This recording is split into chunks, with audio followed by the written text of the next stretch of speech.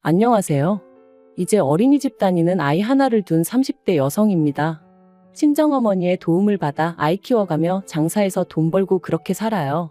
결혼 전에는 애는 엄마가 키우는 게 맞다고, 왜 친정어머니고 시어머니고 힘들게 하는지 모르겠다 생각했었는데, 살아보니까 그게 그렇게 마음먹은 대로 안 되네요.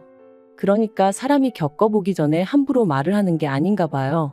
아무튼 평소라면 씻고 자기 바쁠 시간인데, 오늘은 낮에 커피를 많이 마셔서 그런지 잠도 안 오고, 그래서 제 이야기를 좀 해볼까 합니다. 솔직히 자랑할 만한 이야기도 아니다 보니 어디 가서 말해본 적이 없는데 오늘은 왠지 하고 싶기도 하고요. 남편하고는 제 나이 딱 30이 되었을 때 친구의 소개로 만났어요. 친구가 어떤 마음으로 주선해준 소개팅인지는 모르겠지만, 짐작컨대 대학 졸업 후에 소처럼 일만 하는 제가 안쓰러워 보였던 거 아닌가 싶어요. 아버지와 사별 후 혼자 힘으로 저를 키워주신 어머니께 하루라도 빨리 효도하고 싶은 마음밖에 없었거든요. 아무튼 친구의 성화로 소개를 받은 게 지금의 남편입니다. 그리고 이제 와서 말이지만 솔직히 남편 외모는 제 스타일은 아니었어요. 키도 저랑 비슷하고 배도 나오고 나이는 저보다 겨우 1살 많았는데 저희 친정오빠보다도 나이가 많아 보였으니까요. 그래서 처음엔 친구가 나를 뭘로 보고 이런 남자를 소개시켜줬나 싶었을 만큼 기분이 별로였어요. 하지만 대화를 좀 나눠보니까 그래도 사람이 진지하면서도 위트도 있고 무엇보다 자신만만하더라고요. 자기가 서울에 자기 아파트도 하나 있고 대기업은 아니지만 정년보장이 되는 거나 마찬가지인 직장도 다니고 있다면서, 그리고 저더러 속물이라는 사람들도 분명 있겠지만 그런 이야기를 듣고 있으니 사람이 좀 달리 보이는 거예요. 외모가 밥 먹여주나 뭐 그런 생각도 들고, 그래서 남편이 한 번 더 만나보자는데 그러자 했어요. 그리고 그런 만남이 몇 차례 더 이어지는 동안 남편은 늘 저를 데리러 오고 데려다 주었습니다. 따지고 보면 먼 거리도 아니었는데 그렇게 해야 자기 마음이 편하다면서 말이죠. 그래서 남편이 정식으로 사귀고 싶다고 했을 때도 왠지 미안한 마음도 들고 그래서 제대로 싫다 소리를 못했네요. 한마디로 어영부영 사귀게 된 거죠. 그리고 정신 차려보니까 결혼까지 약속한 상황이었고요. 변명 같고 한심하게 들리겠지만 지금도 그때를 생각하면 꼭 뭐에 홀렸던 것 같다니까요. 상견례가 있기 전에 시댁에 인사를 드리러 갔을 때 처음으로 어머님 아버님과 저랑 동갑이라는 남편과는 연년생인 신우까지 만났습니다. 어머님 아버님은 평범하신 분들이셨어요. 오느라 고생했다 그런 따뜻한 한마디는 없었지만 그렇다고 딱히 저를 박하게 대하신 것도 없었거든요. 다만 친정어머니랑 단둘이 산다는 것에 대해서 경제적으로 어려움은 없는지 물어보셨는데 그다지 신경 쓰이는 질문은 아니었네요. 사실 편모 가정이라고 하면 지레 힘들게 살았을 거라 생각하는 사람들을 살면서 너무나 자주 봐왔거든요. 그리고 다행히 저희 모녀는 경제적으로 큰 고생은 하지 않았습니다. 어머니가 가게를 운영하셨는데 제법 매출이 나오기도 했었고, 거기다 돌아가신 아버지의 부모님, 그러니까 저에겐 친가 쪽 할머니 할아버지께서 도움을 많이 주셨거든요. 다만 이 도움을 받는 과정에 있어서 작은아버지와 고모가 어머니를 감정적으로 힘들게 하는 일이 많았죠. 그래서 제가 악착같이 돈을 벌어 더는 어머니께서 조부모님께 기대지 않으셔도 되게 해드리고 싶었던 거고요. 그리고 시부모님 이야기가 나왔으니 신우 이야기도 조금 해보자면, 앞서 말씀드린 대로 저와 동갑인 신우는 남편과는 아주 다른 사람이었습니다. 늘씬하고 키도 큰 데다가 눈도 왕방울만 해서는 솔직히 같은 여자가 봐도 예쁘다는 생각이 절로 드는 사람이었어요. 하지만 어째서인지 딱히 하는 일은 없다고 했고, 시부모님은 인물이 되니까 괜찮다며 웃으시더라고요. 그래서 저도 그냥 같이 적당히 웃어넘기긴 했지만 솔직히 말하면 부럽기도 하고 한편으론 황당하기도 했네요. 아무튼 신우하고 따로 이야기를 해보진 않았어요. 점심 식사 내내 새침하게 앉아있다가 커피 한잔하는 타임엔 약속이 있다며 나가버렸으니까요. 상견례 자리도 모난 구석 없이 무난하게 이뤄졌습니다. 다만 남편이 아파트가 있었던 만큼 시부모님, 특히나 어머님의 어깨가 어찌나 으쓱하시던지 자기 아들 수준에 맞춰 걸맞는 혼수를 해왔으면 좋겠단 소리를 대놓고 몇 번이나 말씀하시더라고요. 게다가 저나 친정어머니 입장에선 처음부터 빈손으로 갈 생각도 없었는데 어머님이 요새 여자들은 개념이 어떻고 해대시니 솔직히 듣기가 좀 거북했어요. 하지만 그래도 좋은 일로 만난 날이었던 만큼 친정어머니께서 걱정 말라며 어머님을 맞춰드렸고, 그렇게 어머님은 저희에게 리스트랄지 견적서랄지 그런 종이 한 장을 건네셨습니다. 그런데 집에 와서 친정어머니랑 같이 살펴보니 그 중에는 무려 3천만 원 가까이 되는 소파도 있었어요. 아무리 남편이 집을 해오는 상황이긴 했지만 20평이 채 되지 않는 아파트였는데 그 안에 3천만 원짜리 6인용 소파라니 가당치도 않다 싶었습니다. 그리고 이 밖에도 100인치짜리 TV는 정말 어이가 없었죠. 그래서 남편에게 아무리 그래도 이건 아닌 것 같다 하니 어차피 이 아파트에서 좀 지내다가 애 낳으면 이사 가야 하고 그러면 그때 써도 되니까 미리 사둔다 생각하면 되지 않냐대요. 그래서 그런 생각이면 애 낳고 이사하고 이후에 사도 늦지 않는다니까. 그러면 그때도 저희 어머니가 사주시는 게 맞냐 그러더라고요. 그때 돼서 자기가 벌어온 돈으로 사게 되면 그건 제가 해오는 게 아니지 않냐면서. 그리고 저는 이때 솔직히 좀 당황스러웠어요. 비록 1년이 채 되지 않는 짧은 연애 기간이었지만 그래도 그동안 돈 앞에서는 쿨한 척 무심한 척 하던 사람이 그런 셈을 하며 그런 말을 할 줄은 몰랐거든요. 한편 그렇게 결혼을 했는데 결혼한 지 반년도 되지 않았던 그해 겨울 남편이 충격적인 소식을 전해왔습니다. 그건 바로 남편이 회사를 관두게 되었다는 이야기였죠. 게다가 너무 놀란 제가 그게 무슨 소리냐고 공기관이나 마찬가지라 정년이 보장된다 하지 않았냐니까. 그게 사정이 그렇게 되었다며 얼버무리기만 하고 제대로 된 답을 해주지 않더라고요.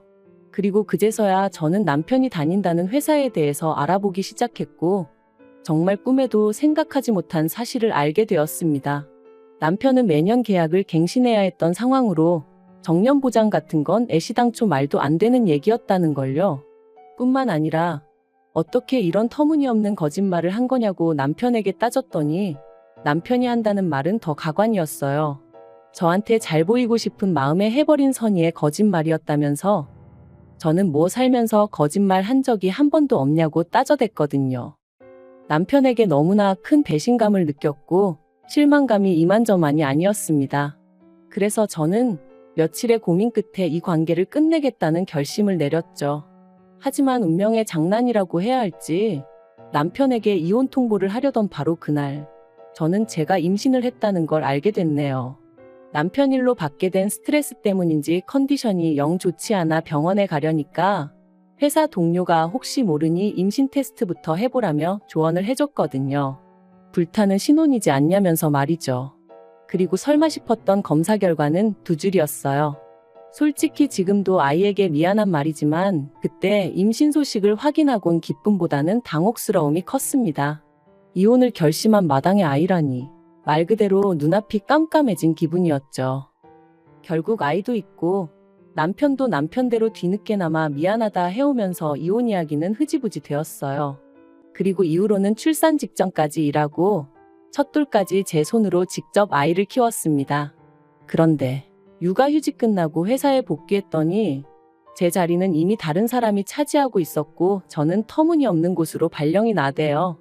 너무 황당해서 이게 어떻게 된 일이냐고 나한테 왜 이러냐며 대표를 찾아가 따져도 봤지만 소용이 없었고요.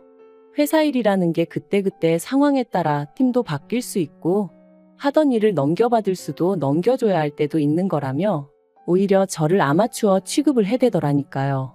그리고 결국 저는 그런 핍박을 3개월 정도 겪다가 회사에서 나왔습니다. 회사에선 실업급여는 탈 수 있게 도와주겠다며 저를 회유했고 저도 더는 체력적으로나 심리적으로 버틸 자신이 없었거든요.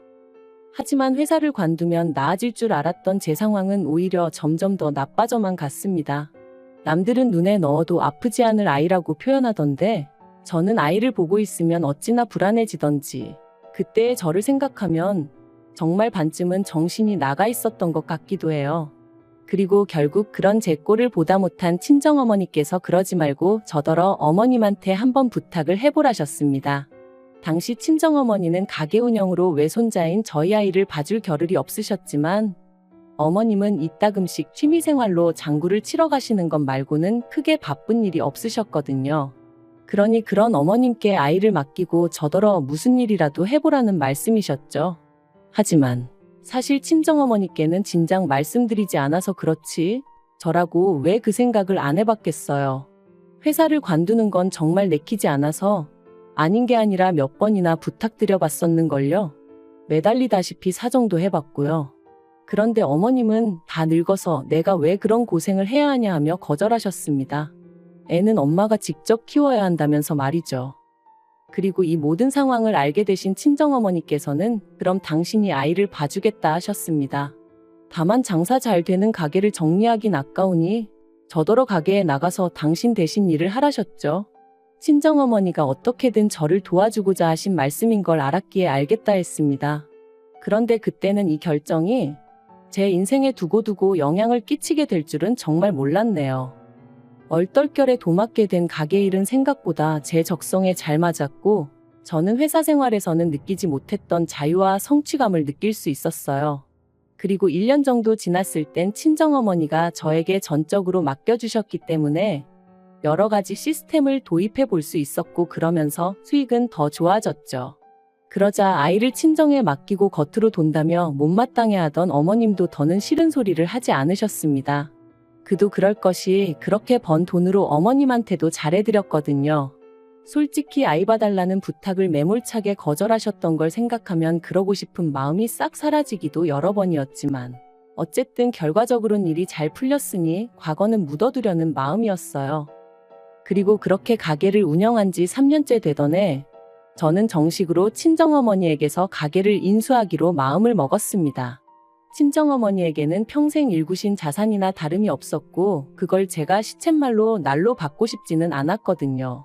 그래서 최대한 시세에 가깝게 값을 치르겠다는 생각에 남편에게 대출 이야기를 꺼냈는데 남편이 정말 심하다 싶을 정도로 짜증을 내면서 무조건 안 된다고 하는 거예요. 기다리다 보면 어차피 저희 어머니 돌아가실 거고 그러면 자연히 제 거 될 건데 그걸 무슨 돈을 치르냐 하면서 말이죠.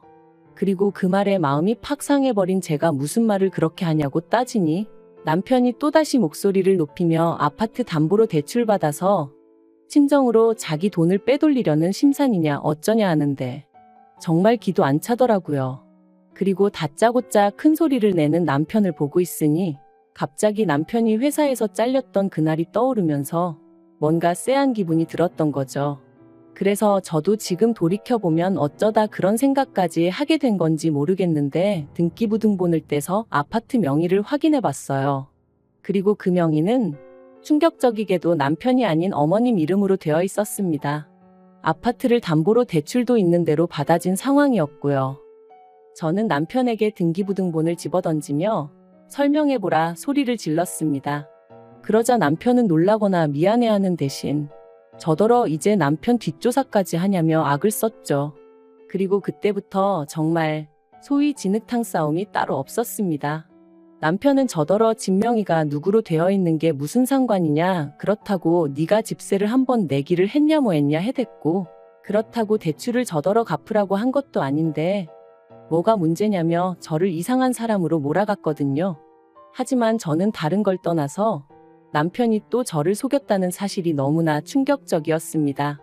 그리고 대출 같은 경우도 남편이 저더러 갚으라고 한 건 아니었지만 그렇다고 대출을 받아다 쓰신 어머님이 갚고 계신 것도 아니었으니 아파트가 제 재산이라고 생각해 본 적도 욕심낸 적도 없었지만 그래도 저는 부부는 모든 면에서 공동체다 생각하고 가게에서 벌어오는 돈 전부를 남편에게 오픈하고 있었던 만큼 배신감이 드는 건 어쩔 수가 없더라고요. 하지만 단지 아파트 명의가 남편이 아니라 어머님으로 되어 있다고 해서 그 일로 제가 이혼까지 결심한 것은 아닙니다. 제가 이혼을 하기로 결심하게 된 결정적인 이유는 남편이 보여준 이중적인 태도 때문이었죠. 남편이 저에게 솔직하지 않다는 걸 확신하게 된 저는 이후로 남편에게 재벌이도 공유하지 않았고 제가 개인적으로 시댁에 해드리던 금전적인 지원도 전부 다 끊어버렸어요. 특히나 아파트를 담보로 한 대출의 주체가 어머님이셨고 그 대출을 남편이 계속해서 갚아드리고 있었다는 걸 알고 나니 솔직히 어이가 없더라고요. 계산해보니까 남편이 시댁에만 한 달에 200만 원 넘게 퍼주고 있던 거나 마찬가지였으니까요. 참고로 저축이라던가 그런 부분은 남편이 관리하고 있었어요. 거짓으로 판명이 났지만 그래도 결혼 당시에는 남편이 해오는 게 많아 보였으니 경제권을 제가 갖겠다고 고집할 수가 없었거든요. 그리고 매번 남편은 자기가 얼마나 돈 관리를 잘하고 있는지 으스대곤 했는데 그것 또한 다 거짓이었네요. 아무튼 상황이 그렇다 보니 제가 더는 얼마를 버는지 남편에게 가르쳐줄 이유도 없었고 시댁에도 오만정이 떨어져서 일어난 분도 주기 싫었죠. 그런데 이걸 가지고 남편이 말 그대로 생난리를 쳤습니다. 저더러 자기 돈 보고 결혼한 거냐며 속물이니 어쩌니. 저 같은 여자들이 시부모 아프면 요양원에 갖다 버리고 남편 두고 바람피고 그런다면서요. 말 같지도 않아서 상대도 안 해줬네요. 이후로는 정말 애 때문에 산다는 게 이런 건가 싶을 정도로 서로 무시하면서 지냈고요. 그러다 작년 여름이었어요. 남편이 얘기 좀 하자며 저를 잡더니 어이없는 이야기를 꺼냈습니다. 성형수술 부작용으로 고통받는 어머님을 위해서 저더러 3천만 원만 보태라는 거였죠. 황당해서 그걸 내가 왜 하고 물었습니다. 말이 나와서 말이지만 아무리 공짜라고 해도 그렇지. 그 연세에 멀쩡한 턱을 왜 건드냐고요. 그리고 병원에서는 돈 내고 수술받은 환자가 아니니 자기들이 환불을 해줄 일도 아니라며 완전히 배째라는 식으로 나왔어요. 참고로 제가 아파트 명의 문제로 남편이나 어머님한테 정이 있는 대로 떨어진 상황이긴 했지만 그래도 딸이라고 하나 있는 신우는 막말로 지엄마가 어떻게 되건 말건 관심도 없길래 제가 병원에 쫓아가 따져봐주기도 하고 그랬어요. 아무튼 저는 나름대로 할 도리는 했다고 생각했는데 남편이 난데없이 어머님 얼굴을 모어 재건수를 해야 하네 어쩌네 하면서 돈을 내놓으라 하니 기도 안 차더라니까요. 제가 그런 남편더러 바랄 걸 바라라고 꿈도 야무지다 했습니다. 여태껏 나 몰래 당신이랑 어머님이랑 알아서 잘해오지 않았냐고 앞으로도 둘이서 잘해보라는 말과 함께요. 그랬더니 남편이 너는 그때 이후로 며느리 도리도 하나 안 하지 않았냐면서 그래도 내가 왜 아무 말도 안 했는 줄 아냐. 애엄마라 참아준 거다. 그리고 이번에는 자기가 저한테 마지막으로 기회를 주는 거라며 깔끔하게 어머님 수술비 내놓고 지랑 저랑 과거 일은 없던 일이다 생각하며 살아보자는데 이게 무슨 헛소린가. 억지도 정도가 있지 싶더라니까요. 저는 내가 이혼을 하면 이혼을 했지 어머님 수술비는 못 대드린다 했습니다. 그리고 그 잘난 아파트로 대출받아 쓰지 양아치냐고 왜 남의 돈을 탐내냐고 했죠. 그러자 남편은 그럼 이혼하자며 대신 제가 며느리 도리를 안 했으니 위자료 내놓을 각오는 하라대요. 애도 자기가 키울 거라면서 죽을 때까지 애 볼 생각은 꿈도 꾸지 말라면서요. 그래서 세상 일이 다 당신 좋으라고 돌아갈 것 같냐? 어디 마음대로 해보라 했어요. 그리고 아니나 다를까. 남편이 이혼 소송을 걸었지만 결과는 남편의 참패였습니다. 오히려 남편이 저를 속인 것과 아이 양육에 있어서 소홀했다는 점 등이 인정되어 저한테 위자료를 주라는 판결이 나왔거든요. 솔직히 위자료 자체는 크지 않았지만 제 자신과 제 아이 그리고 제가 가진 것들을 지켜냈다는 게 너무 기쁘더라고요. 한편 남편과 이혼 후 남편은 2주에 한 번씩 아이를 보러 옵니다. 그리고 저는 원하지 않는데 틈만 나면 자기 애기 어머님 얘기를 해대대요. 그래도 애아빠다 보니 애 앞에서 무안을 주긴 그렇고 그래서 들어는 줬는데 일단 신우가 대출받아서 어머님 재건수술 해드렸는데 그게 잘 안 된 모양이더라고요. 그리고 남편은 저 떠보려고 하는 소린지 뭔진 몰라도 걸핏하면 저랑 이혼하고서 어머님한테 크게 혼났다며 제가 자기를 용서해주면 자기는 모든 과거는 묻어두고 살 자신이 있다나 어떻다나 헛소리를 해댔죠. 그래서 이번 주부터는 주말에 아이인계는 친정어머니한테 부탁드리고 저는 빠져있으려고 합니다. 헛소리 들어주는 것도 하루 이틀이지. 돈이라도 내고 떠들던가. 진짜 꼴보기 싫은 사람이 쓸데없는 이야기를 계속해대니 죽을 맛이더라니까요. 아무튼 어머님 수술이 잘못됐다는데도 남편 얼굴이 수척해졌는데도 별 생각이 안 드는 거 보면 정말 이제 남보다도 못한 사이가 되었나 봐요. 차라리 생판 모르는 남이 굶는다고 하면 그게 더 안쓰러울 지경이라니까요. 아무튼 지금은 친정어머니랑 같이 살면서 가게 일하고 애 키우고 이렇게 사는 게 좋네요. 한때는 애아빠 없이 어떻게 애를 키우나? 어머니는 사별 나는 이혼. 말하기 좋아하는 사람들이 얼마나 뒤에서 떠들어댈까 그런 걱정도 들었는데 지금 생각해보면 참 쓸데없는 기우였어요.